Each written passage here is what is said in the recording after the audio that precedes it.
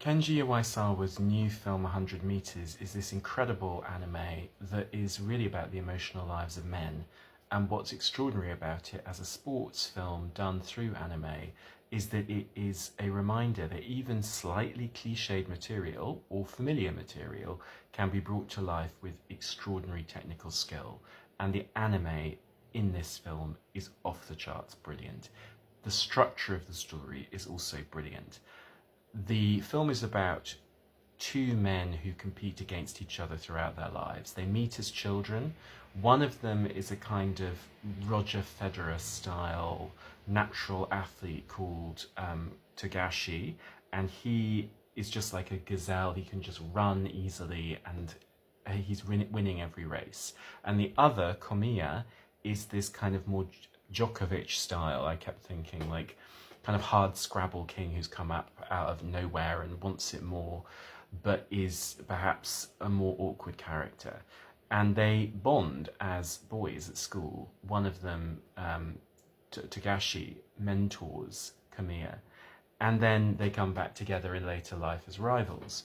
It is kind of a familiar structure in that sense, and the way in which it totally focuses on the male characters reminded me of something like Coriolanus, where you basically have, the most emotional relationship you can have is with your friend and rival. It's like you're in love with him, basically. And this film really pushes on that there are several other supporting male characters, and what they all talk about is the meaning of running. What does it mean to run in a straight line for 100 meters, and to make that your whole life, and the way in which that becomes the ultimate test of who you are. It reminds me of a passage from J.M. Coetzee's memoir, Boyhood, where he talks about how for him as a little boy in South Africa, cricket was the truth of life. And whether or not you could stand up there and hit the ball was everything. And it really did give me flashbacks to being a boy. I remember how that belief system held sway in my childhood. And it's not the most fun if you prefer something maybe a little bit more nuanced.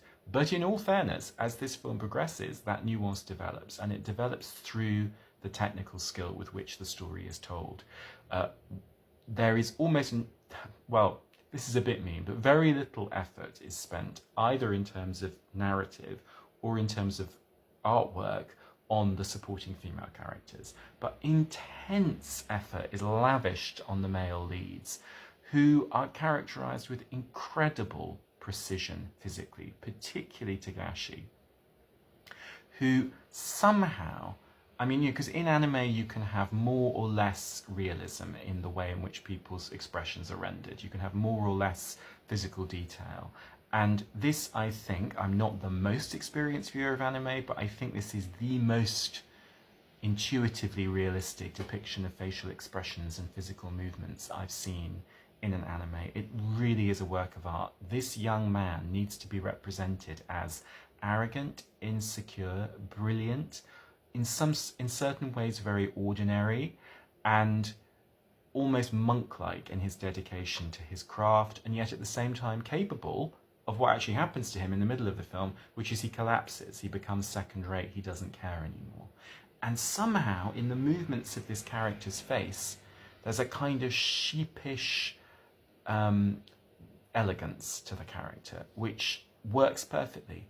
And he even captures, the anime artists even capture the way in which some teenage boys move more like men than men because they're trying so hard to be a certain kind of man. And you can see how this person is inhabiting a masculinity he doesn't yet own. It's extraordinary. The other things in the film that really work are the supporting characters, which allow the central rivalry to be contextualized in a series of male lives. Essentially, 100 meters becomes very openly and overtly a metaphor for life. Do you run at it in a straight line? And if so, what do you do with it? What does that mean to run at something, to demand something from that experience? And we see how all these other supporting characters handle that same question. Again, nothing very new there in terms of what does it mean to be in sport? What does it mean to test yourself? It reminded me at times of Free Solo, though it's more companionable than Free Solo, more about relationships. The film about Alex Honnold scaling a mountain, which I absolutely loved, I thought was extraordinary. And in fact, in Free Solo, there is also an implicit friendship between him and the cameraman. So maybe, one of the messages of these sports films is that the deep intimacy between you and your male friends as a man is kind of part of the structure of the sporting experience. And this film renders that very, very movingly, and it ends very, very cleverly.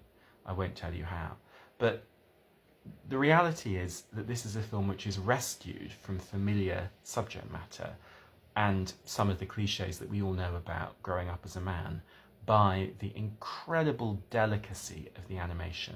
So in a funny way, that animation both confirms and contradicts the central tenets of the film, because those lines move in these extraordinarily elliptical, nuanced ways when you're actually drawing someone's real face. There's no straight line. The straight line is revealed by this film as ultimately kind of deathly at times, but there is, at the same time, with the level of accomplishment in this film, you sense that same monkish dedication to craft. So it's a film about that dedication, and I have to say I was really moved by it.